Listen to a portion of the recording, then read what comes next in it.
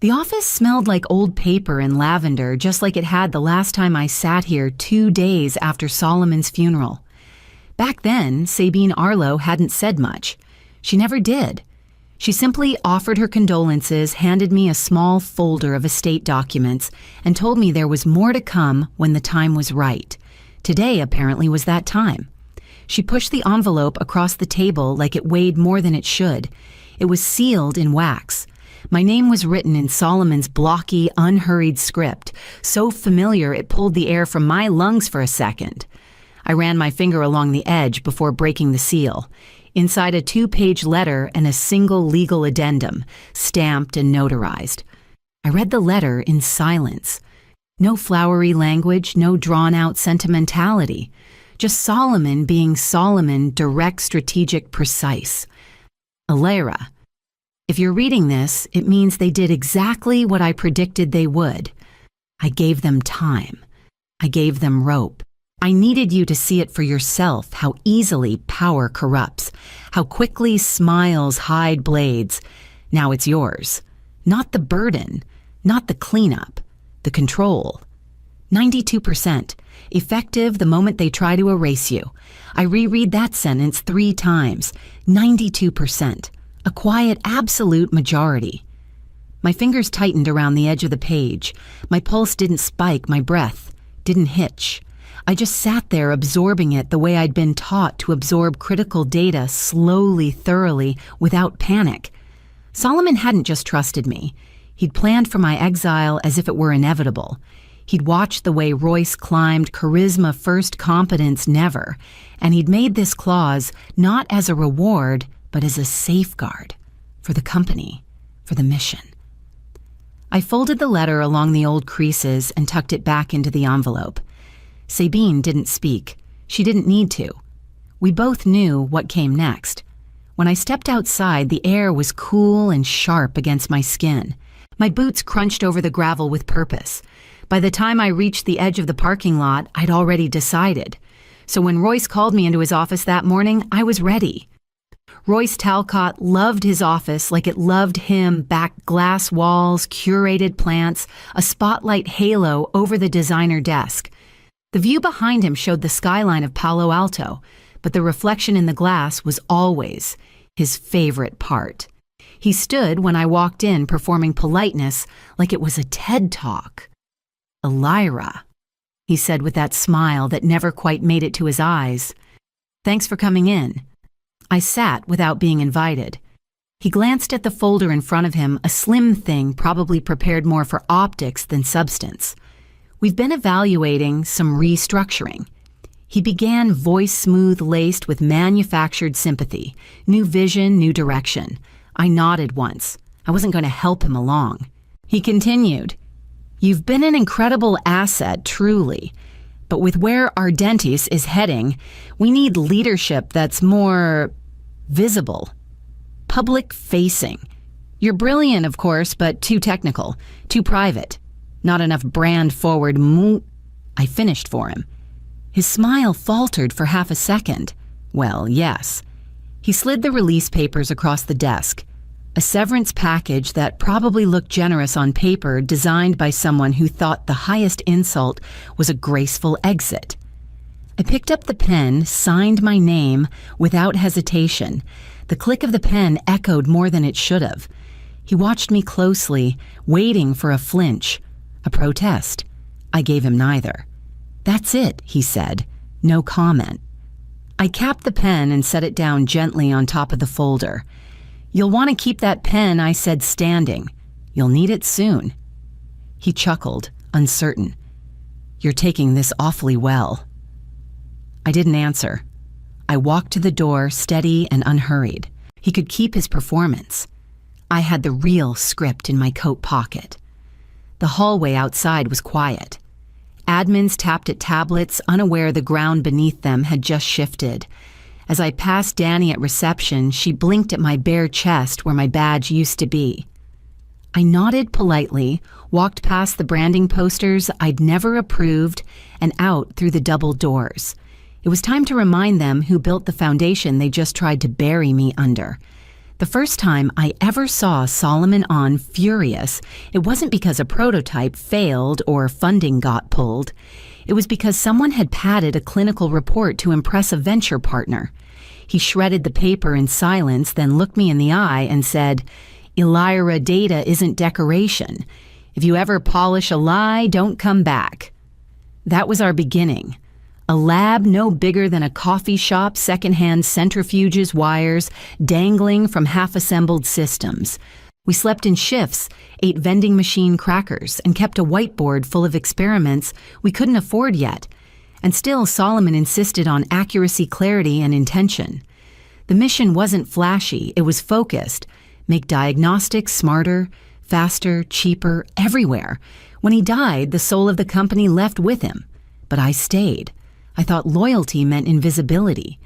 That by keeping things stable, by working late and speaking rarely, I was honoring what we'd built together. I thought if I could just outlast the chaos, I could steer it all back to what it was. But Royce didn't want stability. He wanted shine. The lab became a photo studio, beakers replaced with branded water bottles. Scientists scrubbed from the website unless they had media-ready smiles. My protocols were rewritten by marketing interns. I remember walking into R&D one afternoon to find a ring light set up over the microscope bay. Someone had wheeled in a camera crew to film a behind-the-scenes reel, none of it authentic, none of it sanctioned. They cleared the actual research staff off the floor so Royce could inject energy into the narrative. When I said no, he smiled and asked if I wanted to get with the program. I didn't answer him then. But I remember muttering under my breath as I walked out. They turned the lab into a photo studio. Solomon would have walked away, but I stayed. Maybe too long. Now the lights were still on, but the work had lost its pulse. People left without warning. Patents were delayed, emergency grant funding lapsed, and all Royce did was double down on keywords and camera angles. But some structures crack before they collapse. You just have to listen for the right sound. Royce loved the sound of his own narrative. The company's social feeds were filled with influencers in borrowed lab coats, smiling beside machines they couldn't name. He gave TEDx-style talks about biotech disruption and posed with drones in hangars that used to be clean rooms. Every other week, he rolled out a new partnership, usually with a lifestyle blogger or health brand ambassador, whose biggest credential was a 7-figure follower count. The science was background noise set, dressing for his spotlight. I stopped watching after a while, not because it stopped bothering me, but because I'd started collecting instead. Data, patterns, paper trails. I funneled a portion of my own severance into an independent audit, quiet, forensic, untraceable. Sabine knew who to hire. She always knew who to hire. Within 2 weeks, the file had started to take shape. By week 4, it was thick enough to snap a binder. Misused grant allocations, safety violations edited out of inspection logs, vendor kickbacks, travel reimbursements that had nothing to do with business first-class tickets to Aspen during critical funding windows, billed under stakeholder development. One memo outlined a lab equipment delay because Royce had redirected the shipping budget to finance a media campaign. And worst of all, 3 internal safety complaints from junior techs that never saw follow-up.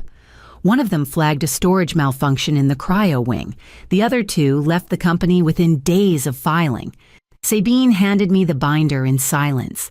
I sat with it at my kitchen table for an hour before opening it. Each page felt heavier than the last, not because I didn't expect it, but because part of me had hoped it wouldn't be that bad. That maybe, just maybe, he was only incompetent. But no, this wasn't ignorance. It was choreography. Royce was the puppeteer. He'd staged it all for applause. I closed the binder, exhaled once, and felt my entire chest still. He built this stage. Let him perform. Let him bask. I'll let him run the show a little longer until the curtain falls exactly where I want it. And I already knew what scene would end the act. I reread Solomon's letter late one night, long after the house had gone quiet. The paper was worn soft from handling its edges no longer sharp. I'd folded and unfolded it enough times to know every line by touch alone. But there was one sentence I hadn't fully heard until now. When people believe you have no power, they show you exactly who they are. He wasn't talking about the company, not just the company.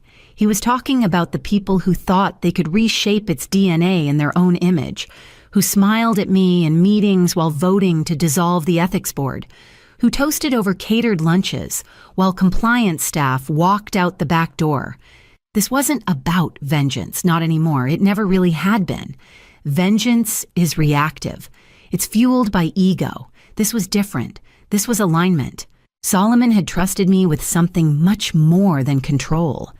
He'd trusted me to preserve intention, to be a spine when the structure collapsed.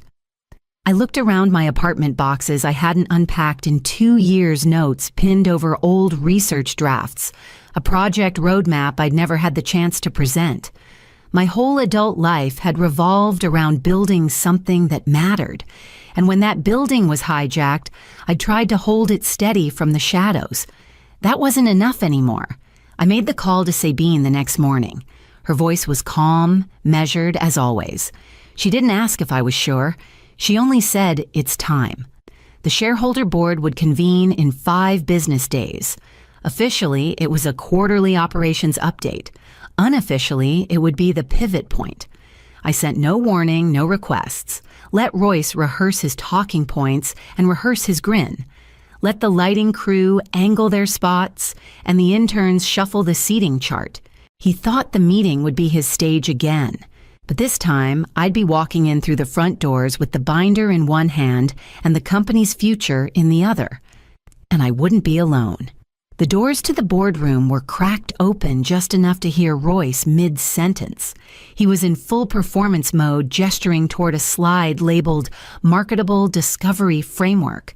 The screen behind him flashed with buzzwords and color-coded arrows that led nowhere.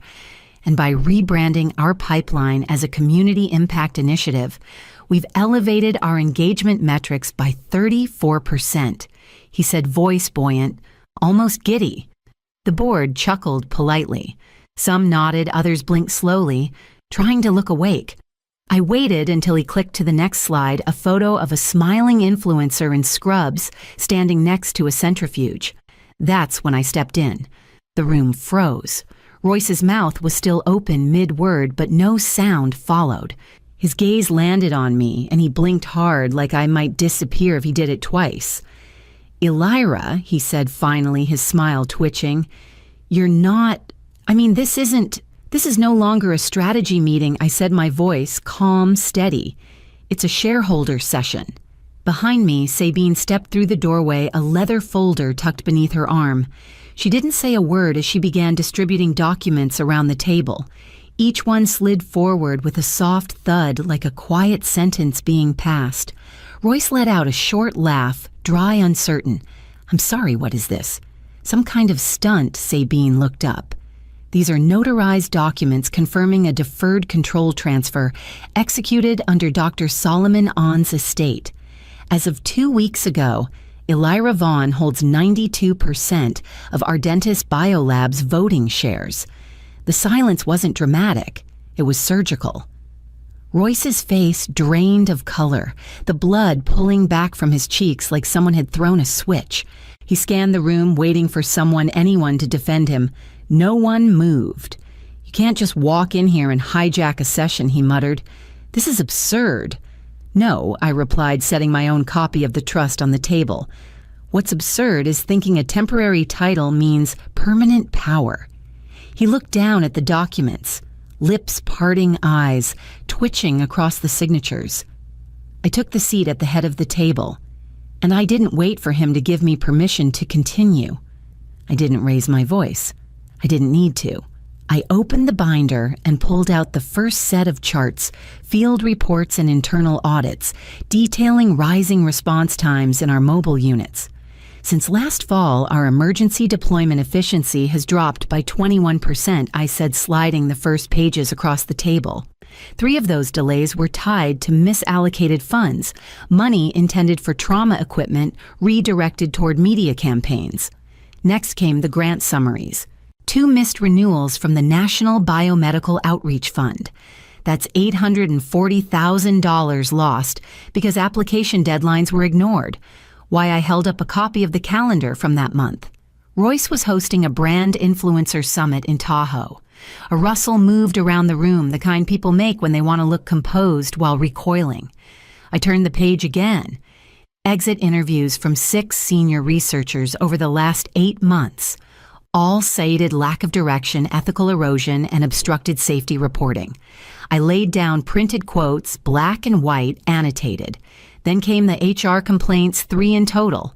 Filed, uninvestigated, buried. One board member cleared her throat but didn't speak. Royce was shifting now, arms crossed, trying to smile like it still worked. You're acting like a few paperwork oversights means sabotage. I looked him straight in the eye. This isn't about paperwork. This is about erosion. You didn't just neglect the mission, you rebranded it. He scoffed. You think you can drag this company backward, back into the stone age of lab coats and idealism. No, I said. I think I can return it to something that matters. Sabine slid the vote document forward. No one argued. Not a single board member hesitated. The motion to remove Royce Talcott as CEO of Ardentis Biolabs passed without opposition. He stood stunned.